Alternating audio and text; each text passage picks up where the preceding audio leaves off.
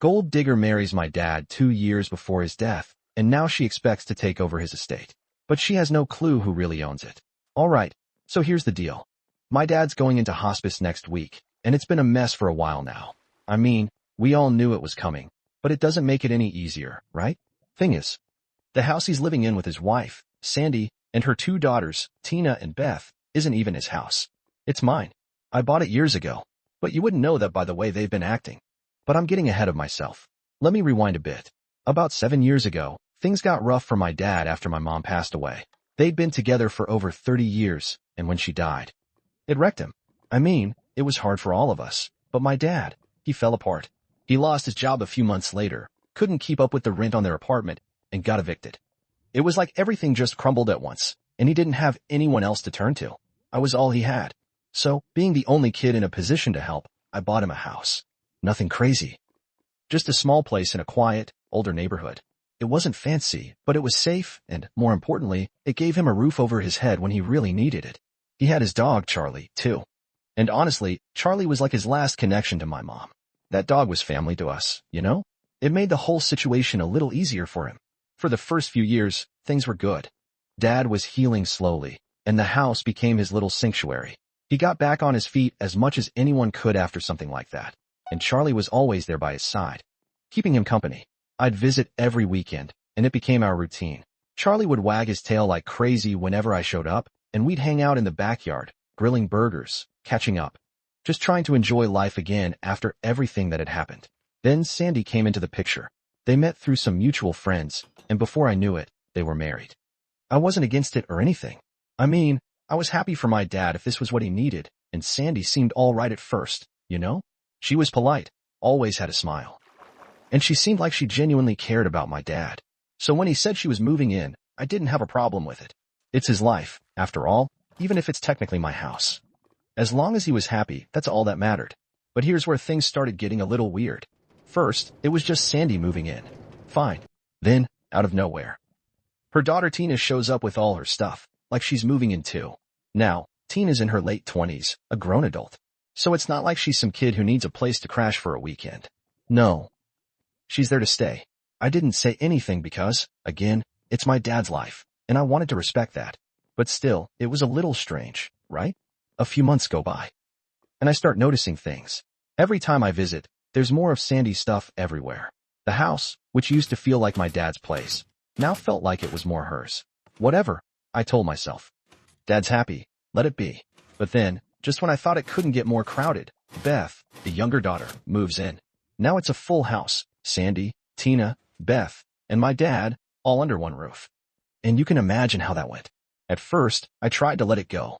I mean, yeah, it was weird seeing my dad's home being slowly taken over by Sandy and her daughters, but what could I do? I'm not going to tell my dad how to live his life. But things started getting worse. The vibe in the house shifted. Suddenly, my dad's opinion didn't seem to matter much anymore. Everything was about what Sandy and her daughters wanted. Things were already going downhill with Sandy and her daughters slowly taking over my dad's house. And then, just when I thought things couldn't get more annoying, we had the whole mess with Charlie. Let me explain something about Charlie. This dog wasn't just a pet. Charlie was family. My mom loved that dog like he was her baby, and after she passed away, Charlie became my dad's emotional support. It was like Charlie was the one thing keeping him grounded after everything that happened. I know some people don't get that, but if you've ever had a dog, you know what I mean. So you can imagine how much it pissed me off when Beth, Sandy's youngest daughter, started complaining about Charlie. Like really? Charlie was old, harmless, and spent 90% of his day either sleeping or chasing his own tail when he wasn't too tired. But one day, out of the blue, Beth comes up with this whole thing about how Charlie makes her uncomfortable. She said she didn't feel safe with him around. Now, I'm not one to dismiss people's fears. But come on, this was Charlie, not some rabid wolf. The guy was 12 years old, could barely make it up the stairs without needing a break, and was about as dangerous as a pillow. I didn't take it seriously at first. Thought maybe she was just being dramatic. But Sandy, of course, jumped in to back her up, making a whole big deal out of it. She started saying that maybe it was time for Charlie to find a new home, like he was some unwanted furniture that needed to be thrown out. That was my breaking point. I could see the stress it was putting on my dad. He wasn't just being asked to give up a dog. He was being asked to give up the last real connection he had to my mom. It broke my heart to see it. But what could I do? I wasn't living there, and Sandy had pretty much taken over the decision-making in the house. I could tell my dad didn't want to get rid of Charlie, but he was tired. He was dealing with his own health issues, and I guess he didn't have the energy to fight back anymore. So, yeah, I stepped in. I told my dad straight up that Charlie could come live with me. I wasn't going to let Sandy or her daughters bully him into giving up that dog. My dad was relieved, but I could tell it still hurt him. I mean, he didn't want to give up Charlie. But he knew it was the only way to stop the constant arguing in the house. Sandy acted like she was doing him some huge favor by letting me take Charlie in, but I knew better. It wasn't about Charlie, it was about control. She and her daughters wanted to be the ones calling all the shots. And Charlie was just another way to push my dad out of the decision-making process in his own home. From that day on, I started bringing Charlie with me every time I visited. And every single time, it was like I was bringing some kind of dangerous animal into the house. Tina and Beth would literally act like Charlie was going to maul them any second. The first time I showed up with him after taking him home, Beth actually screamed when she saw him, like she hadn't lived with this dog for the past few years. Sandy tried to play it off, but you could see her rolling her eyes every time I walked in the door with Charlie trotting behind me. It was ridiculous. Charlie would come in wagging his little tail, barely noticing them. And all they could do was complain about how scary he was. I'd sit with my dad in the backyard, just like we always did, while Charlie lay there in the grass not bothering anyone. And yet, every time Beth or Tina would peek out the window, give us this disgusted look, and run off like they were avoiding some kind of attacked dog. Honestly, I think they just hated that Charlie was still around because it was a reminder that this was my dad's house, not theirs. Charlie was part of my dad's life, part of my mom's life. And no matter how much they tried to take over, Charlie was a constant reminder that they hadn't completely pushed my dad out yet. But then one day, Sandy finally said what I knew had been coming. She asked me not to bring Charlie around anymore. I was fuming. Why? I asked. Charlie's not doing anything. He just sits there.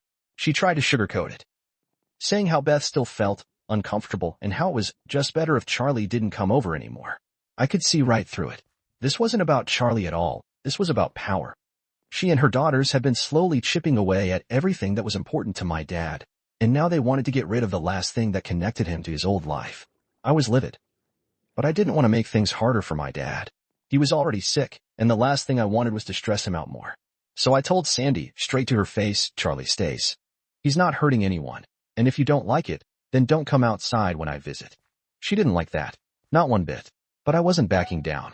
I could tell she wanted to push harder. But I wasn't giving her the chance.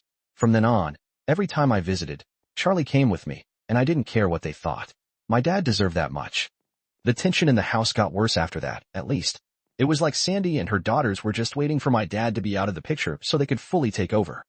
I could see it in the way they treated him, like he was just some old man taking up space. But as long as Charlie and I were around, they couldn't quite get rid of him entirely.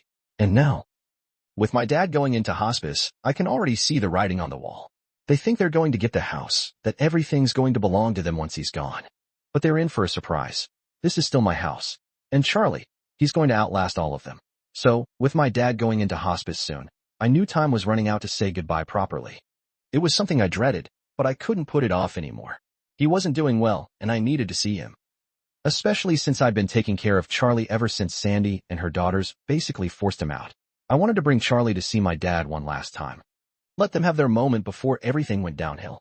When I showed up at the house, Sandy, Tina, and Beth were already there. The second I walked in with Charlie by my side, I could feel the tension in the room. You know when you walk into a place and everyone just stops what they're doing? Yeah, it was like that. The vibe was off, but I didn't care. I was there for my dad, not for them. Tina was the first to say something. She looked at Charlie, wrinkled her nose, and said, "Oh great, he brought that stupid dog again." She wasn't even trying to hide the attitude. She acted like Charlie was some kind of wild animal, but the truth is, Charlie was so old at this point. He barely moved unless you coaxed him with a treat or something. But there she was, acting all dramatic like the dog was going to destroy the house. I took a deep breath and ignored her. I wasn't about to start a fight right then, even though I could feel my blood boiling. I just said, "I'm here to see Dad," and headed straight for his room. I could hear Sandy say something to Beth under her breath as I passed, but I didn't catch all of it. Probably some passive-aggressive comment about me or the dog, but whatever. I didn't have the energy to deal with him. When I got to my dad's room, he was lying in bed, looking frail but still awake. His face lit up when he saw me, and when Charlie trotted in behind me, wagging his tail like crazy, my dad smiled for the first time in weeks. It hit me right then how much my dad had missed Charlie. Charlie immediately jumped up on the bed, which, honestly, was a struggle for him with how old he was, but he made it, and curled up next to my dad like they hadn't missed a beat. My dad reached over and scratched behind Charlie's ears, just like he used to. For a few minutes, it was like things were normal again, and I could see how much peace it brought my dad to have Charlie there. We didn't talk much at first. It was one of those moments where words aren't really needed, you know? I just sat there with him, Charlie laying between us, and we stayed like that for a bit.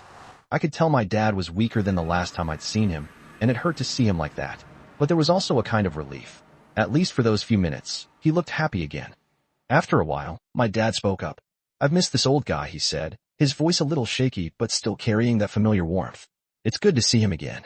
I nodded, not trusting myself to speak without choking up.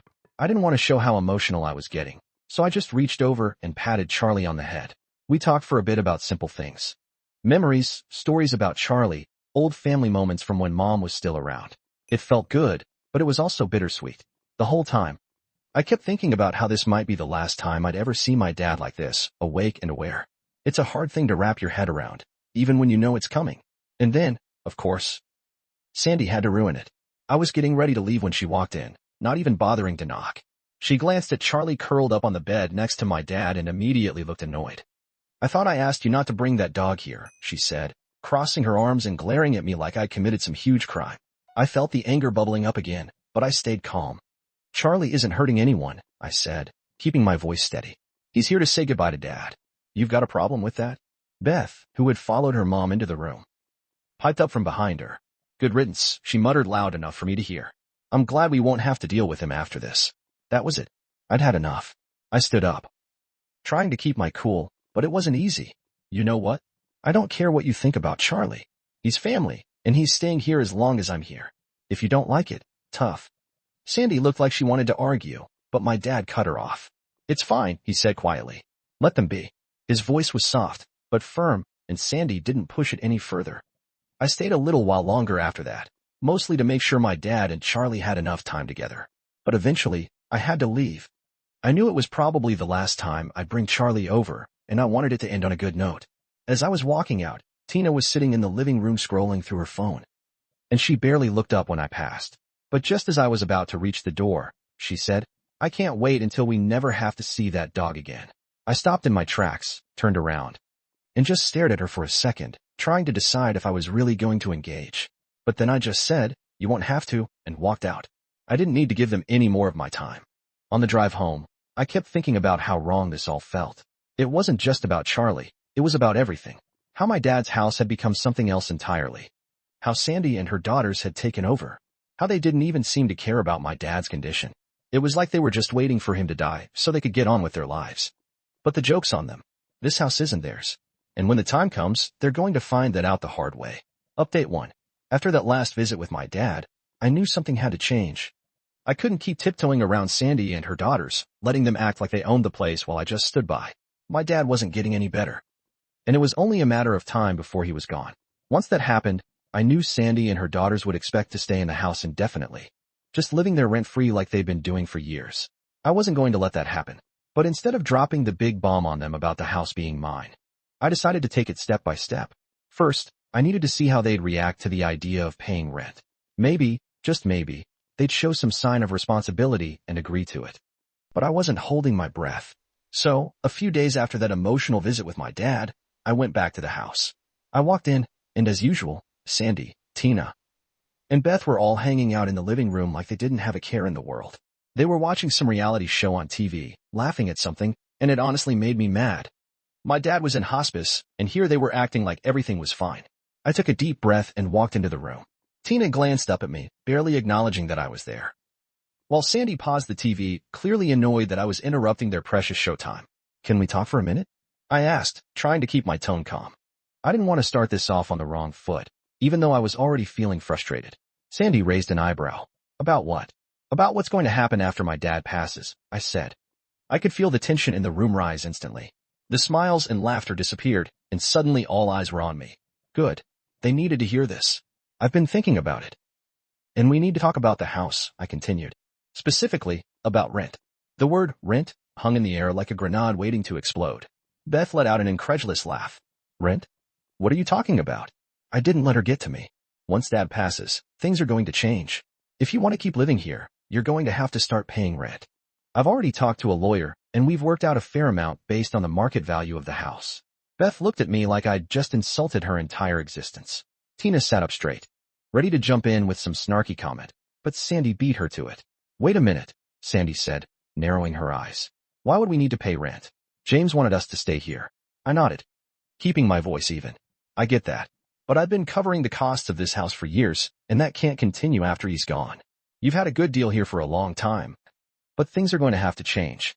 Either you start paying rent, or you'll need to find somewhere else to live. Those are your options.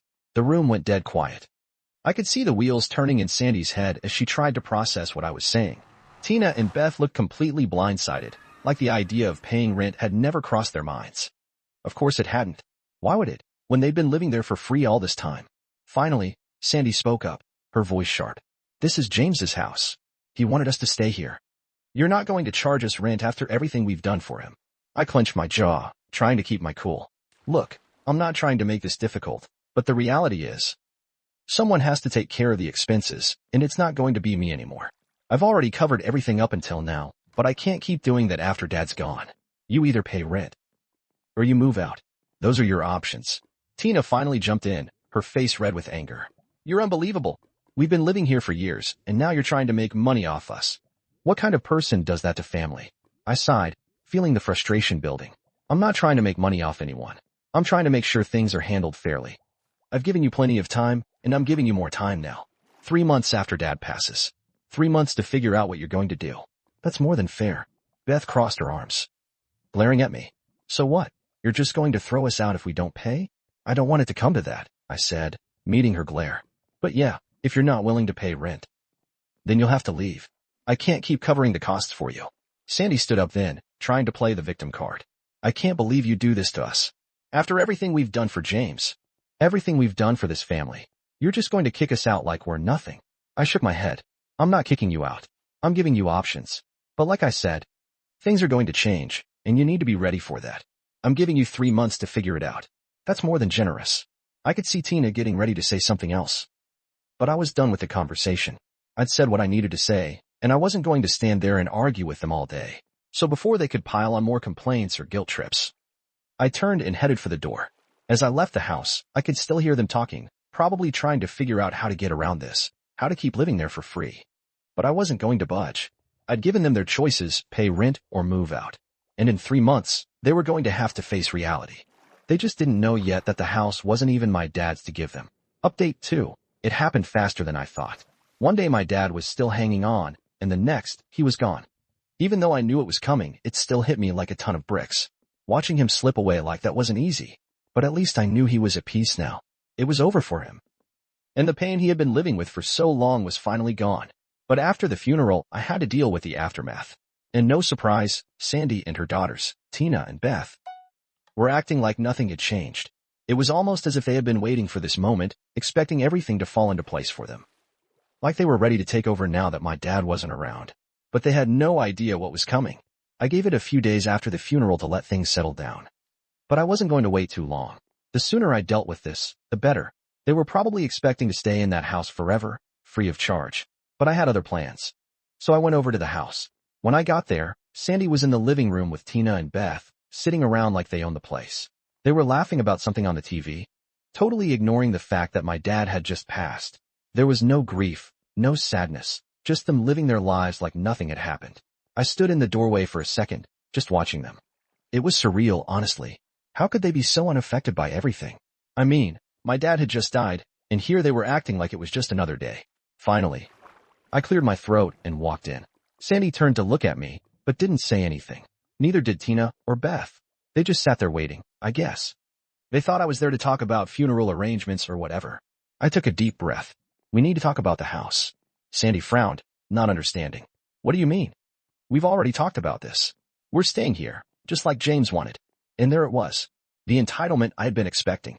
I could feel my anger rising, but I kept my cool. I wasn't going to let them get to me. No, I said, shaking my head. We haven't talked about this. You think you're staying here, but the truth is, you're not. This house isn't my dad's. It's mine. I bought it for him after my mom died, and now that he's gone, it goes back to me. The room went dead silent. I could see the shock on Sandy's face, like she had no idea what I was talking about. She blinked a few times before finally saying, "What are you talking about? James never told me that. This is our home." I almost laughed. Yeah, well, he didn't need to tell you. This house was never his to give. I bought it for him to live in after he lost his apartment. But it's been in my name the whole time. And now that he's gone, it's time for you to go too. Tina stood up, looking furious. You can't just kick us out. We've been living here for years. This is our home now. I turned to her, keeping my voice steady. No, it's not your home. You've been living here for free, and I've let it slide because of my dad. But now that he's gone, that stops. You either start paying rent or you leave. You have 3 months to figure it out. They were all stunned. Sandy looked like she was about to cry, but she quickly turned that into anger. You can't do this to us. James wanted us to stay here. I'm sorry, I said. Although I didn't really mean it. But that's not how this works. Legally, this is my house, and I'm not going to let you stay here without paying rent. You've been taking advantage of my dad for years, and I'm done letting it happen. Sandy tried to argue, but I wasn't listening anymore. I could feel the tension building in the room. But I wasn't backing down. This was my house, and I had every right to do what I was doing. I've already spoken to my lawyer, I added, pulling out the paperwork to prove it. If you don't believe me, here it is in black and white. I own this house, not you, and not my dad. I've given you 3 months to figure out what you're going to do. After that, if you're not out, I'll have no problem evicting you. Beth was sitting on the couch staring at the paperwork with her mouth hanging open. This can't be happening, she muttered, looking at Sandy for some kind of reassurance. But Sandy had nothing. She knew it was over. I could see it in her eyes. She had been banking on this house, thinking they could just stay here forever rent-free. But now reality was hitting them hard. You've got to be kidding me, Tina said, pacing around the room.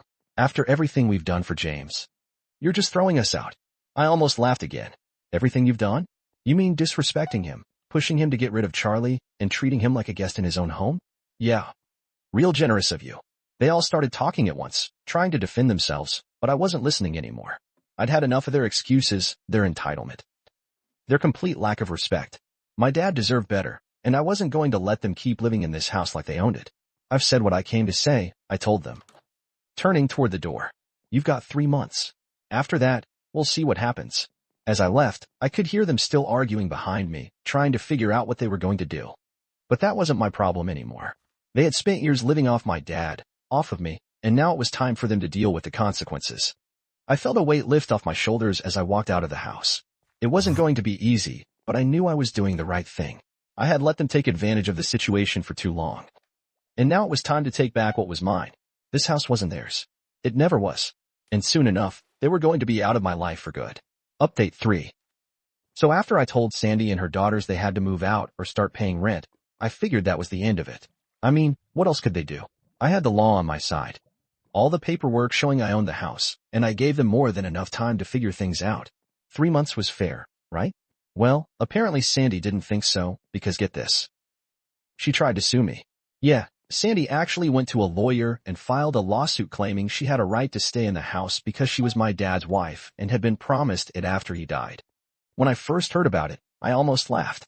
I got served the paperwork one afternoon while I was at work, and my first reaction was, you've got to be kidding me. I mean, what was she thinking? She knew I owned the house. I'd shown her the documents, spoken to her calmly about it, and even gave her more time than most people would to get her life sorted out. But no. Apparently that wasn't enough. She decided to take it to court, thinking she'd somehow win. Now, I've never been a fan of going to court. The whole process is just a headache. But at the same time, I wasn't worried. I had my lawyer lined up and ready to go, and I knew we had everything we needed to shut this thing down before it even got off the ground. The first thing I did was call my lawyer. He was calm about it, probably because this kind of thing happens more often than you'd think. He looked over the paperwork Sandy filed and was like, yeah, this isn't going to go anywhere. They don't have a leg to stand on. But even knowing that, I was still annoyed that I had to deal with this at all. I mean, come on. They had already been living in my house rent-free for years. What more did they want? Anyway, the whole thing dragged on for a couple of months. Sandy was making all these claims about how she was promised the house by my dad, even though there was zero paperwork or proof to back that up. She tried to play the grieving widow card, acting like I was this evil guy kicking her out of her home. But the reality was, she had no legal claim to the house at all. During the hearings, I had to sit there and listen to her lawyer try to spin this story about how Sandy and my dad had plans to leave the house to her after he passed. and how she had put so much into making it a home for them. Yeah, sure. What she left out was how she and her daughters had taken over the place, treated my dad like a guest in his own house, and tried to get rid of Charlie, my dad's dog. But of course, none of that came up. I kept my cool through most of it. I knew the judge wasn't buying it. And my lawyer was doing a great job shutting down every claim Sandy's lawyer made. We had all the documents to prove that the house was mine, title deeds, bank records, everything. So every time they tried to bring up some promise my dad supposedly made, we hit them with cold, hard facts. One of the more ridiculous moments was when Sandy tried to claim she had made improvements to the house and that she deserved some kind of compensation for that. Improvements? The house was in the same condition it had been in when I bought it. If anything, it was in worse shape because they hadn't taken care of it properly. My lawyer pointed that out. And the judge shut that argument down real fast. And to make it even better, Sandy's daughters, Tina and Beth, had the nerve to show up in court and act like they were victims in all of this. Tina tried to talk about how they had been living there for years and how it was their home, and I just sat there thinking, you've been living there for free. And now you're trying to act like I owe you something? I wanted to say something, but my lawyer gave me that look that said, let it go, so I stayed quiet. It didn't take long for the judge to make a decision. He basically said what we all knew from the start. Sandy had no claim to the house. There was no will, no written agreement. Nothing that showed my dad had ever promised the house to her. And since the house was legally mine, Sandy and her daughters were going to have to move out. I wish I could say I was surprised. But honestly, I wasn't. I knew this was how it would end. The whole lawsuit was just a desperate attempt to hold on to something they never had a right to in the first place. The judge gave them a final deadline, 2 weeks to move out, or the eviction process would start. When we walked out of the courtroom, Sandy wouldn't even look at me. She just stormed off with Tina and Beth trailing behind her, all of them acting like I had done something horrible to them. But I didn't feel bad. I'd given them more time and more chances than they deserved, and they still tried to screw me over in the end. They didn't. And now the house is mine, and they're gone for good. And honestly, that's all I ever wanted.